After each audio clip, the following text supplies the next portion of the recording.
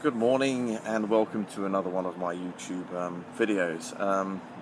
As of a video which I may or may not post on YouTube, yesterday when I was rudely awoken by a policeman who was shining his light through my door, which was the side door, which is open a crack, because I actually have a chain system set up on there so I can actually have a bit of flow through. It's a side opening slide door on this Mitsubishi Express, so you can't one of these ones, you know, the ones that kind of slide like so. But obviously when you have it open, you know, there's always a chance of somebody actually kind of gaining access. So what I've actually kind of come up with myself was to actually have a standard, you know, those standard locks that you actually have, not locks, those security chain systems you have on regular doors. And I thought, well, at the very least, what I can actually do is if I set this thing up, then I can actually just have it ajar, so when I have the front windows just cracked open a bit, there's a bit of flow through with the air from front and back. So just to show you briefly, what I actually come up with was to set it like so. As you can see here, it's actually the chain set on this part here. There may be better ways of doing it, I'm not sure, but this is the one that I envisaged in my mind when I actually came up with the idea. And what you want to do is position the locking part, which you actually slide the thing onto the other part of the door here, and make sure that's at an angle which actually allows you to open it just a little bit, but just have not make it too loose so someone can actually unchain it, obviously from the outside. But just to allow the door to just, I would do it now, but it's hard to do it one-handed. Just have it just cracked a little bit, just so you have a bit of air through the top and the bottom, and yeah, then it allows a bit of like I said, a bit of air into the actual vehicle, which on humid, stormy nights, which you don't often get here in Perth, Western Australia, then it gets a little bit of respite, because man, it was cooking last night, yeah, and the cop shining his torch through my window, well, through the actual hole in the actual thing, did not help. But regardless, it's still a good thing, because he could only shine his torch through. He couldn't actually open the door, which he wasn't going to try anyway. But I mean, I have heard of cops just letting themselves in, and even if he tried, there wouldn't have been anything else. So he had to shine his torch for a little tiny crack like that, where you could actually see me, but you couldn't actually see much else. Whilst I'm on the thought train of useful nuggets of information, two other things to do. Well, I actually originally had one of those 12-volt fridges. I found them a little bit inefficient. They tend to circulate it's with air and stuff, and it's not a very efficient way of actually keeping things cool.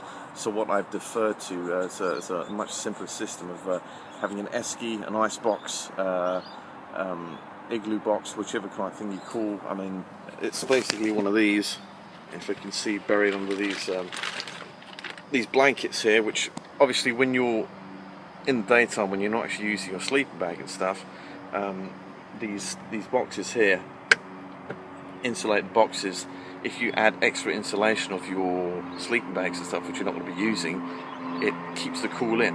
Okay, so what I've actually set up here is a standard thing of there's water in there. Originally, what I normally do is just chuck a bag of ice in. Okay, I've also got an ice maker, which I top up the ice every now and again, and occasionally when I'm around friends' places and stuff, I have a frozen bottle of soda with just water in it, which I then pop in there as well, which just keeps that the contact to food thing transfers the coolness a lot better through the actual touch, as opposed to a 12-volt system which circulates cool air, which uses a lot of electricity. It's pretty inefficient, and it would draw a lot of power from the actual battery bank. The problem is, of course, if you have it sitting in water for too long, there's often the case that whatever foods you have in there become waterlogged unless they're sealed tight in some kind of container. Now, aside from having different containers to actually put the stuff in, the best system I've actually have is, if you go to a pet store, specifically ones that actually have fish, they often transfer these fish in these rather kind of tough bags, say like this one here. Now they are quite tough because they have the kind of, you know, they don't want the kind of the goldfish to the actual kind of plastic to actually breach at some point.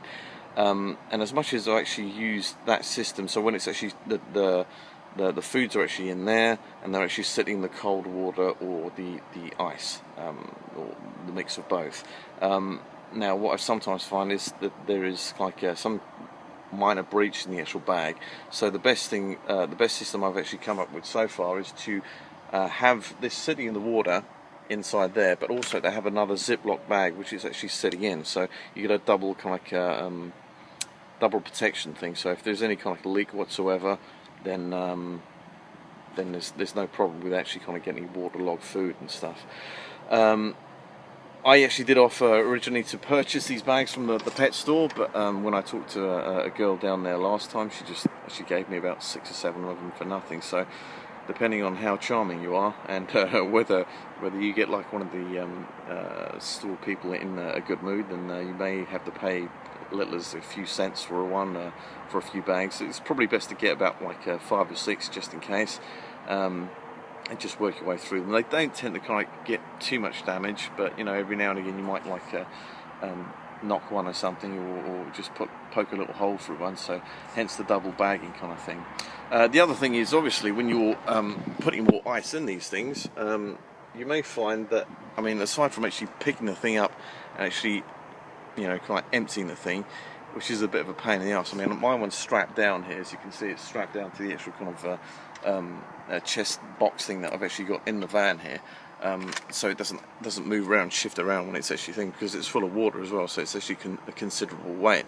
Now, a system I actually used originally for transferring fuel happens to be quite good for this. So it's a Steve Harris kind of a fuel system, which you use like fuel line. Now this stuff you can get for next to nothing down for several meters down at the local auto store. It's, you know, this stuff that's, you know, pretty durable, because I've used pipes before that just, you know, that suck the water out and put it at one end and come out the other, and it's just a bit of a pain in the arse. Yeah. But the other way that you can actually do it is if you buy this this marine pump. It's a priming pump that you get for like engines and stuff, you see. And I say it's a Steve Harris system because Stephen Harris actually came up with the idea of actually transferring fuel from one container to the other, or from container to your vehicle, because of the inefficient new systems they have on which you can demand springs and various other things that actually kind of be pumped. And if you're lifting very heavy 20 litre canisters and stuff, it can be a bit of a pain in the arse to actually kind of hold such weight, you see. So once you actually get the flow going, essentially, so basically you pop one end, and because it's actually quite hard, so it's hard to actually kind of squeeze that shut, so you always get that perfect circle as you kind of keep pop it in the box. So you pop one end in one end, and you pop the other out the door, and you give it a few priming pumps, and the water flows, or the liquid flows from one end to the other one. It's got a seal so it won't back feed, you see. So essentially you just get it going and gravity will do the rest, and then you don't have to lift up a huge box, tip it out and into the street, which looks a bit dodgy. This is a little bit more discreet, and then you can fill up your box skin with ice and rinse and repeat. So there you go. A little bit of a long video, but I had to get a few things in there just because upon requests and various other things, I just thought I'd mention it all at once as opposed to do several different videos. So there you go. Enjoy. Hope that's been of use, and I'll speak to you in the future.